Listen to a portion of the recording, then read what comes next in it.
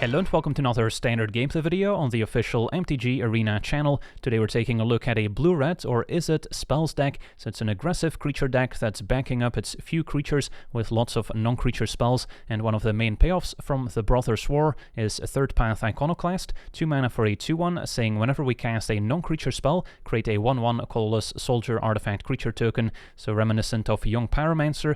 This one also triggers off enchantments and planeswalkers, for instance, so it's a slight upgrade over Young Pyromancer, although in this deck we'll mostly be casting instants and sorceries to enable it, so the Iconoclast can generate an army of soldier tokens all by itself, and then what better way to pump them up than Balmor, Battlemage Captain, 2 mana for a 1/3 legendary bird wizard with flying, saying whenever we cast an instant or sorcery spell, all creatures we control get +1/+0 and gain trample until end of turn, so Iconoclast plus Balmor is a very deadly duo, and then we can also count on Monastery Swiftspear, 1/2 with haste and prowess, as a great way to apply early pressure, and Delver of Secrets, another very important part of this deck, as a 1/1 that can transform into a 3/2 flyer if we reveal an instant or sorcery off the top of our deck at the beginning of our upkeep, and we've got 25 instants and sorceries in this deck, so about half the time Delver will transform, and of course the sooner the better.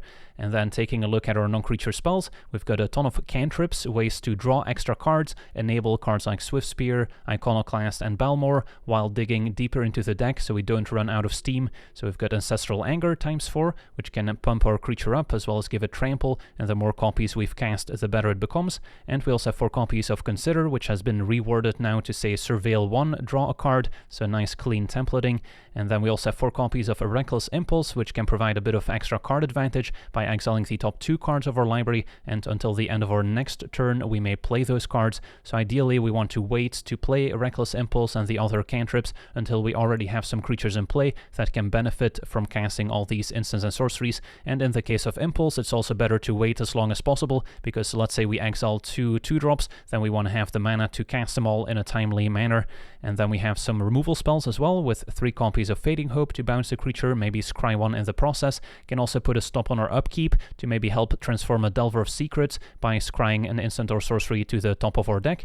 Then we also have 2 copies of Shore Up to protect one of our key creatures by giving it +1/+1 and hexproof until end of turn. Can also untap it to maybe send up an ambush.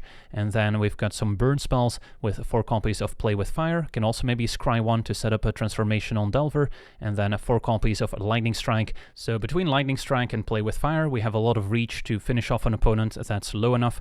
And then a mana base is one of the weaker points of this deck, I would say, since we have cards like Stormcarved Coast that comes into play tapped early on when we really want to be curving out, and then Sheevan Reef also repeatedly deals damage to us. Our deck has a relatively low land count since flooding out is a concern. We don't have a lot of mana sinks in the late game, don't have cards like Fable of the Mirrorbreaker to smooth out our draws, so if we start drawing too many lands, there's often not much we can do about it other than hopefully scrying some of them to the bottom. And then at the same time we also need both of our colors relatively early in the game, since we have some very color intensive cards, not a lot of colorless requirements in the mana costs, so that does make the mana base a little bit inconsistent. But at the same time I don't want to play cards like Thran Portal, which has its own issues, but we do get to play with some pretty basic lands at least, 5 islands, 5 mountains, and then a Soaring City and Crucible offer a bit more interaction, and they can potentially get a 1 mana discount if we control Balmor as a legendary creature. So yeah, that's our deck. Now let's jump in some games and see how the deck does. Okay, we're on the draw, and our hand seems keepable. 2 creatures to apply pressure with, a couple cantrips, and hopefully Delver transforms soon. Facing Grixis, so mid-range. So definitely expecting a few early removal spells. Hopefully we can keep at least 1 creature around. For now, Tenacious Underdog's fine. And we transform Delver right away, that's great. So how about play second Delver, and then could Ancestral Anger, could Fading Hope. Might want to keep Fading Hope for something like Shieldred that can gain the opponent some more life back. For now we might be able to outrace Underdog. So yeah, Ancestral Anger plus another Delver looks good. Cast Anger while the opponent's tapped out, so there's no risk of removal and response. And hit for 4. Next turn we might Impulse, and then still have a mana left over. Fading Hope also nice answer to the token from Fable of the Mirrorbreaker. Opponent has to cut down, unfortunately. And we'll take 3. No transformation this time. So I can Reckless Impulse. Question is whether to play a land first or not. I can save myself 1 damage by playing the coast, and probably don't care too much if I'm unable to play 2 lands, since we have a bunch in hand already. So I'll play land first, save myself 1 damage, and then I can Impulse. I should probably still leave Sheevan Reef untapped in case we want to cast a red 1-drop, like maybe a Monastery Swiftspear. Okay, hit for 1. And then I'll leave Fading Hope available. Probably fine to bounce Underdog now that we have another Fading Hope. Although opponent playing Fable, sort of tempting us to bounce the token instead.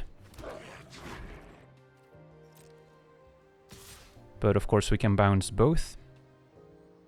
I think I still start by bouncing the token, since I might want to keep the other Fading Hope for a Shieldred and then consider on top Transforms Delver, so that's good. And then we have to cast a Shore Up now. So we'll attack, and then Shore Up, get an extra point of damage in, and then pass with all our instants available, I believe. Opponent happy with their hands, which is a bit concerning. Blood Tithe Harvester resolves.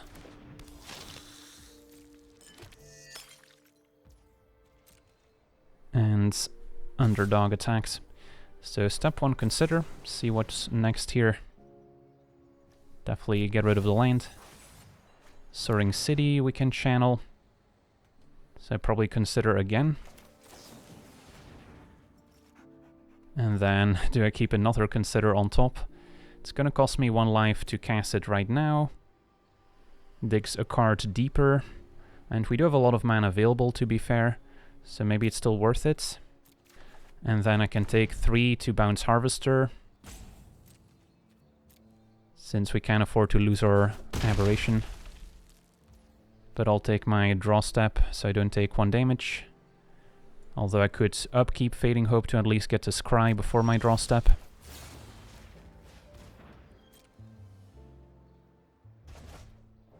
And then Impulse seems fine. So we'll draw. And then I want to main phase Impulse in case of a Swiftspear.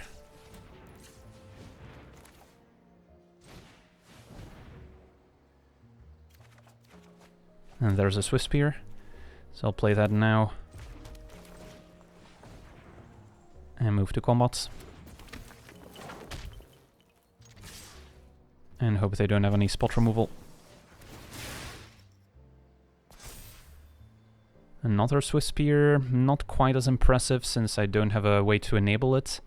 Unless my next draw would be another cheap cantrip, although we've gone through a couple considers already. So I'm gonna get rid of it. And Anger's a good draw. Would have been a nice draw after keeping Swiftspear, but I think I'm still happier with this. Still have Soaring City to bounce the Shieldreds potentially in our upkeep. Invoke Despair could still be beatable. And yeah, there it is. So sacrifice Swiftspear. Take 4, 3 more from Underdog down to 2. So Anger needs to find a burn spell pretty much to win the game. And any burn spell will do. Iconoclast can make a token. Probably still okay to cast that first, in case a game does drag on.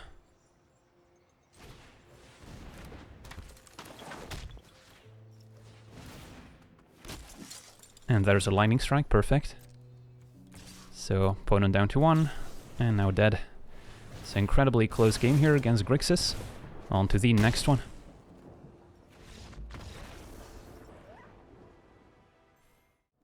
Okay, we're on the play. Hand seems quite promising.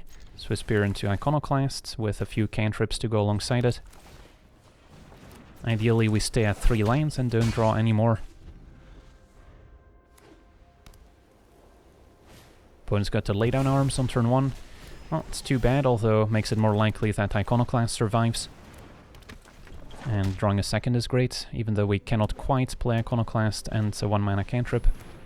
Farmhand does point towards a more controlling strategy as opposed to white aggro, which sometimes plays laydown arms as well. And I've got my coast, so I can play Iconoclast and Fading Hope, although bouncing Farmhand doesn't feel great, so I think I would rather just play Iconoclast, pass, and consider, although I can also Fading Hope my own creature if they try and take it out. And a Wedding Announcement makes sense, so bouncing a token from Announcement is better value, so I might do that now. We get to scry. And Anger seems good. I'll take all the cantrips at this point. So start with Anger on Iconoclast, since that's the one they're likely to block. Play with Fire, takes out Farmhand, so I think I'm just going to go for it here. Could play around Depopulate, but that seems like a card that's going to beat me at this point. So let's consider first. See what else we can find. A Delver, sure. I'm just all in at this point. Play with Fire Farmhands, attack. Play a Delver. Cross my fingers that there's no sweeper.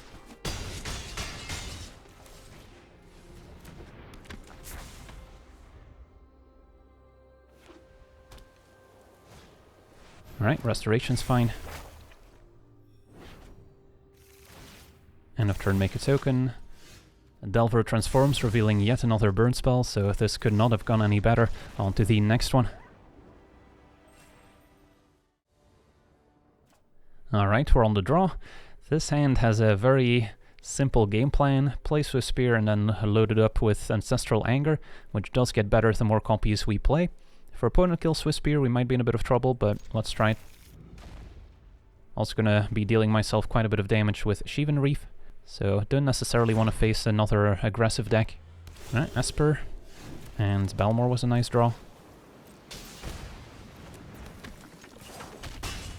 So now the question is, Balmor first, or do we just unload Ancestral Anger? Opponent could still have a cut down technically in hand. So I think step 1 attack and then play Balmor. Doesn't seem like they have any interaction. Okay, next turn could be sweet if our creatures survive. Liliana's gonna make us sacrifice Swift Spear.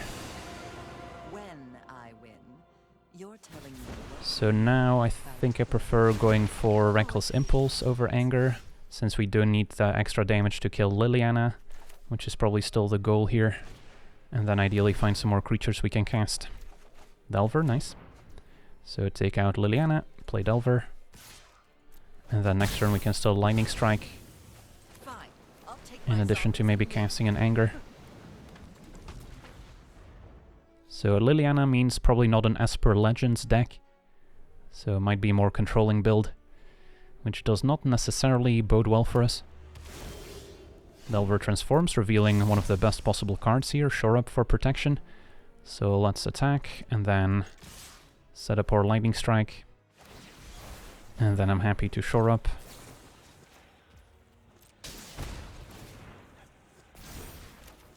And push as much damage as possible. And then we still have triple Ancestral Anger, so as long as one creature survives we should be golden. If they go for Wandering Emperor, Exile, Aberration, that's no big deal. Also black mana could point towards Invoke Despair, which also doesn't do it here. Archangel Wrath, that's a good one. Kills Aberration and leaves a 3/4 lifelink back, going up to 8. So that's one of the better cards here they could have played. So triple Anger, how much damage is that? So each Anger is +1 from Balmor, so it's 2, then 3, then 4. So 7, 8, 9, 10. Yeah, if we find a land for Play with Fire, that's definitely getting closer. So let's start. Found a Delver, so that's not a bad backup plan. Found a Play with Fire. Okay, I'm just going all in here. Force a trade, still push some damage, and then have double Play with Fire to maybe try and burn them out.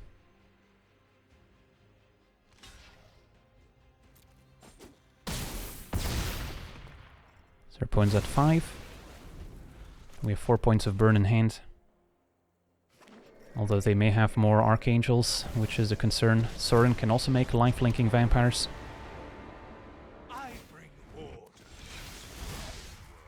So what's the move?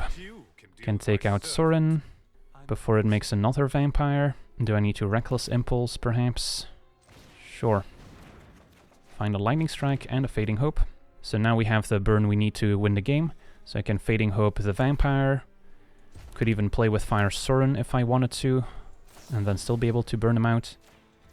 To play it safe, I might actually kill Sorin, keep another Lightning Strike on top in case our opponent has another Archangel to stay alive. Although, let's see, Archangel would deal 4 up to 9.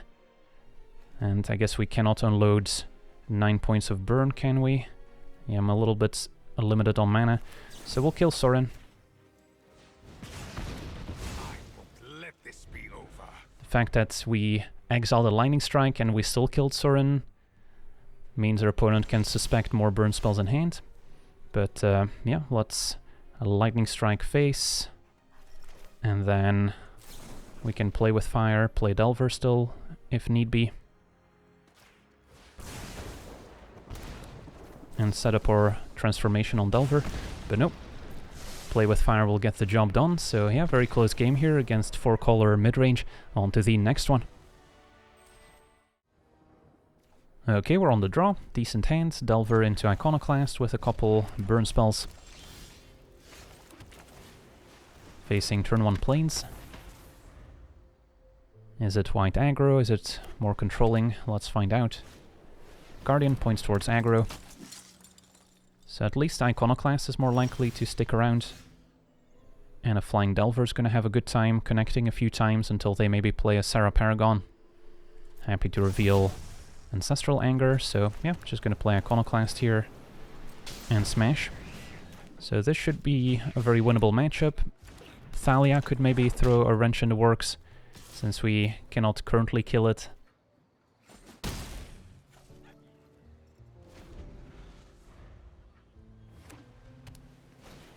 But a Siege Veteran instead.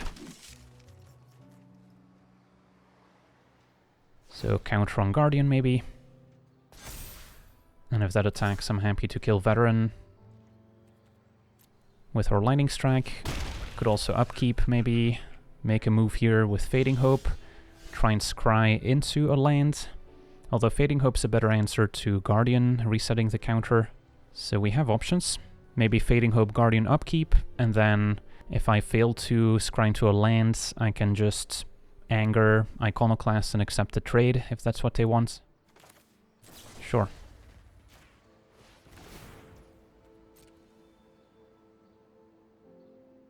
But ideally find a land for Lightning Strike.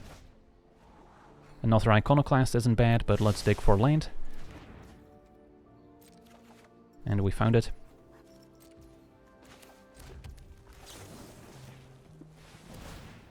So now we're pretty far ahead. Hitting for 5. Made a couple tokens. And we still have some nice tools in hand to push damage.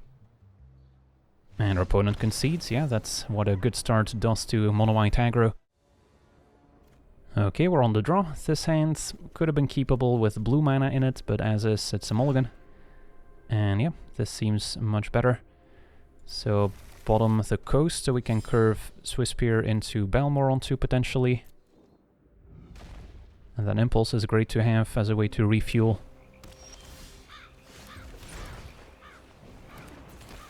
Opponent on blue-black, so could be Grixis, could be Esper, the various black mid-range decks.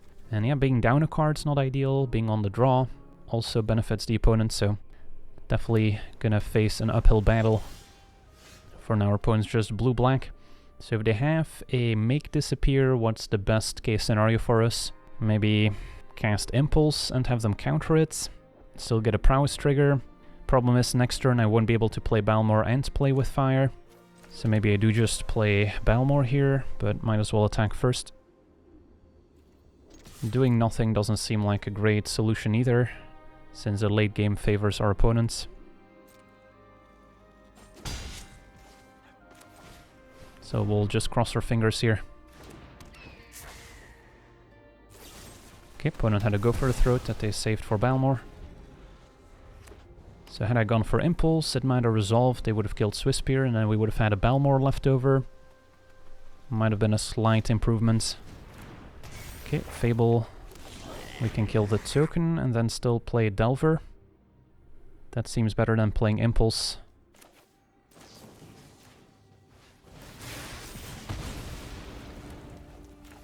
And I think I'm still okay playing Islands.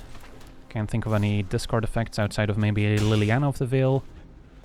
In which case I would maybe want to hang on to a land or two. Trespasser discarded, so our opponent's hand must be pretty stacked.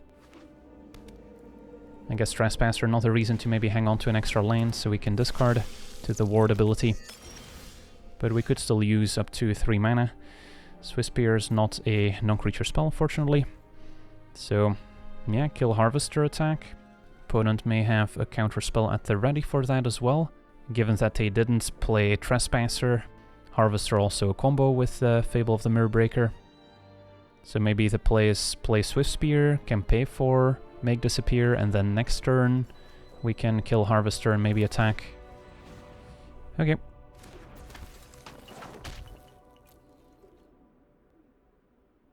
Yeah, if we had an extra red source, we could have smashed with the Swift Spears at least. Now at this point, Reflection may be the bigger threat of the two.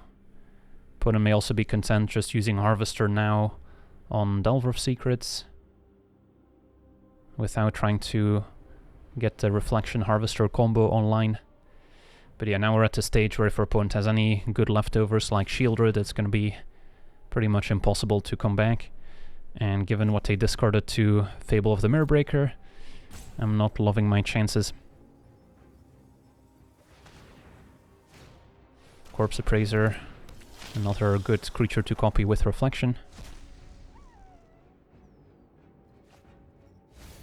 And it's going to make it awkward for Swift Spear to attack. Invoke Despair hits the graveyard, so they might have another one in hand. So yeah, that's a lot of value from the Grixis deck. They're ahead on the board, ahead on mana, more cards in hand, and our Delver's not really helping out.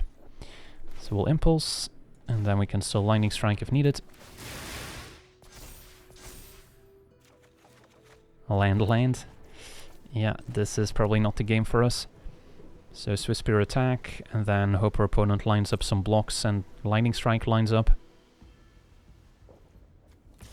But our opponent can pretty easily just take it. So our opponent does just take it. Have to kill Reflection over Appraiser or Harvester. Push the extra damage. So our opponent's at 10. So yeah, if we can string together a couple more Reckless Impulses, maybe with the Transformed Delver we can get there. But yeah, Sorin can already make a life-linking Vampire to get in the way. And Harvester can still take out Delver if they'd like. And we suspect a Make Disappear in hand, given how they played the turn with Harvester. So they're just gonna take out a Swift Spear. Somewhat surprising, since one way we can recover is if Delver transforms, we kill the Vampire, kill Sorin. But Swift Spear's not gonna do it. So now it's a waiting game until our opponent finds another finisher. And they don't have a shortage of mana sinks between Underdog and Siphon Insight. So yeah, a game that was decided pretty early on, I would say.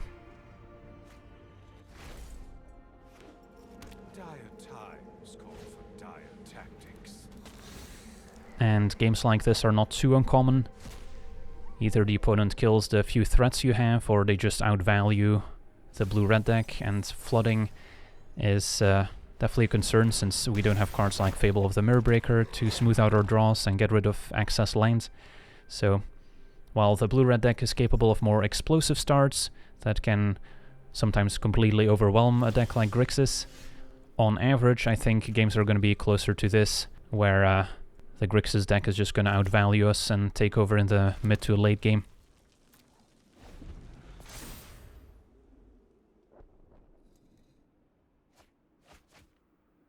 Opponent playing a Mishra's Foundry in their 3-color deck.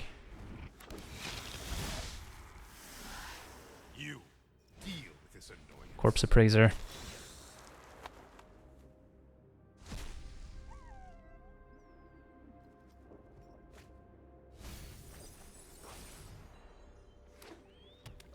Opponent is playing quite passively, but I don't think they can lose anymore. Alright, Vampire starts to get in there. Corpse Appraisers too. So technically double blocking the Shaman with Swift Spears would be alright, although they likely have some instant speed removal in hand at this point. But gotta take all the tiny edges we can get.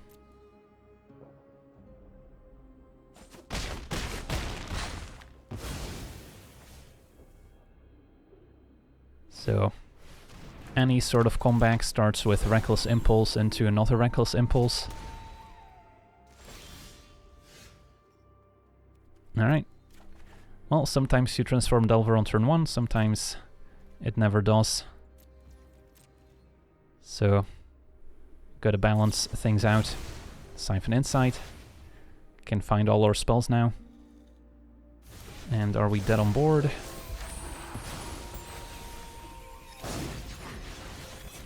Can block Glutton, Corpse Appraiser. Are there 2 creatures in the graveyard for it to exile? There are. So we're at a virtual 9 life, block, take 6, 7, 8, 9, 10. So yeah, we're certainly dead here if our opponent goes for it. And Iconoclast, what they found of Siphon Insight. Alright, GG's, on to the next one.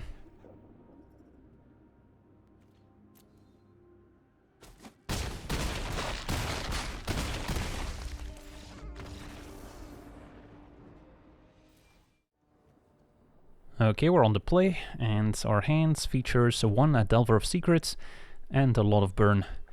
Cannot even play Delver on 1, so it's not the ideal hand, but I'm willing to give it a try. If Delver survives, we definitely have a solid game plan, and hopefully find another creature along the way. Put on green-white, so it could be an enchantment deck. Might have to kill an early Naturalist. Thalia, okay, that's a good one too, but at least we can play with fire to take it out.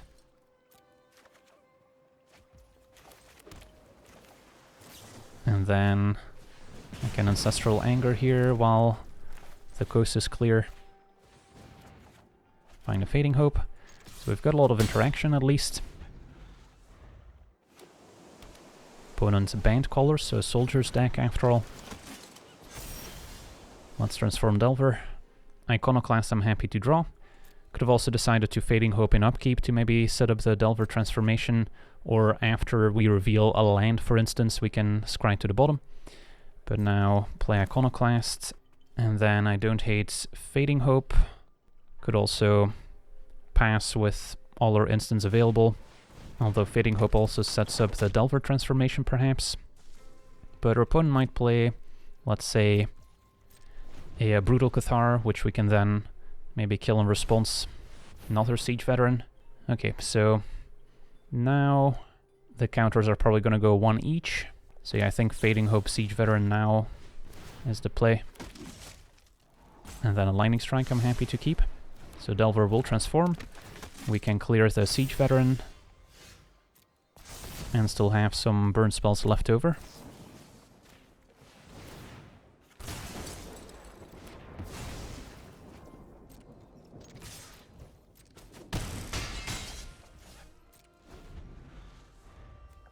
End of turn we can consider, unless we want to play with Fire Siege Veteran before it gets a counter. So yeah, that's quite nice here. Getting to out-tempo all these expensive 3-drops from the Soldier's deck after killing an early Thalia, and there we have it. Okay, we're on the play. We've got 1 creature to work with, which is not ideal, but a nice set of cantrips and burn spells. So if we find a second creature along the way, this hand could certainly get there. So I'll try it. If our opponent's first play is kill Swift Spear, we might be in a bit of trouble.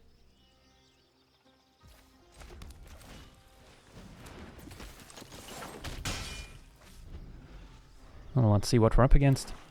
Turn 1 Swamp into Evolved Sleeper. Alright, so at least no cut down, and we found another Swift Spear, so that's great. Can play Swift Spear plus Consider. No need to kill Sleeper just yet, since even if they level it up, it's still within range of Play with Fire. So we'll attack and Consider. And then, ideally still, find another creature. since I expect our opponent to have something like a Go for the Throat to kill Swiss Spear, and don't think we need islands. Found a mountain instead. At least we're getting through a few lanes here. So we're not going to want to Ancestral Anger into open mana in case they kill my Swiss Spear in response. So they may be passing with Go for the Throat available, or played now. Alright, now we can safely Anger at least. And Fading Hope can also be used to save our own creature from removal. So step 1 Anger. Another lane's not great. Alright, I think we play with fire the opponent's face maybe, just to get the extra damage and the scry.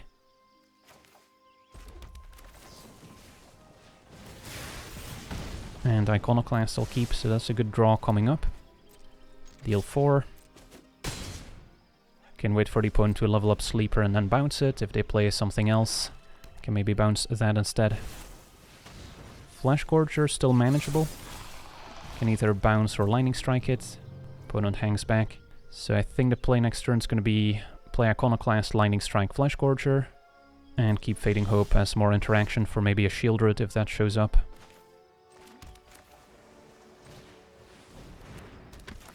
And don't mind paying 3 life here.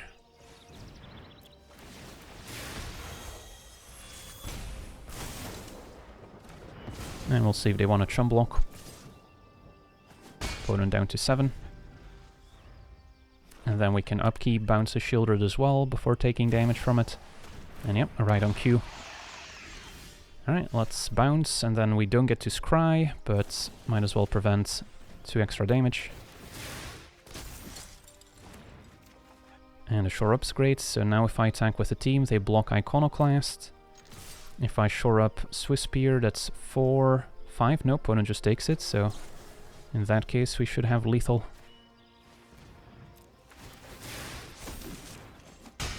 Awesome, so yeah, the perfect game here against Mono Black. Opponent had a totally fine curve, but we had just enough power here to kill them before they stabilized. So yeah, we got to see our Blue-Red Spells deck in action.